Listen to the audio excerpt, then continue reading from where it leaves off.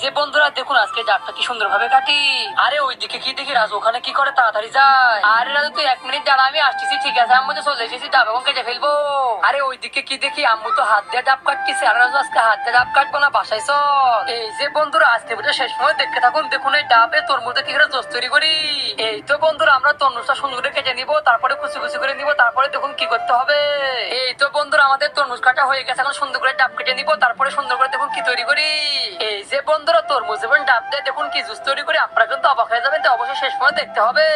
এই তো বন্ধুরা আমরা এখন জুস তৈরি করবো, এই জন্য সুন্দর করে তরমুজ গুলো দিয়ে দিব। তারপরে সুন্দর করে মিক্সার করে দিব। তারপরে দেখুন কি করতে হবে। এই তো বন্ধুরা আমাদের তরমুজটা মিক্সার করা হয়ে গেছে, এখন আমরা সুন্দর করে দুধ দিব। তারপরে সুন্দর করে মিক্সার করতে হবে। এই তো বন্ধুরা আমরা এবার সুন্দর করে আইস দিয়ে দিব। আইস দিলে কিন্তু খেতে অনেক মজা হবে, আপনারা অবশ্যই আইস দিবেন। এই তো বন্ধুরা আমাদের জুস তৈরি করা হয়ে গেছে। রাজু খেয়ে দেখতে কেমন হয়েছে? আর অনেক টেস্টি হয়েছে। ভিডিও ভালো লাগলে লাইক করে শেয়ার এবং সাবস্ক্রাইব করে সাথে থাকবেন। ধন্যবাদ।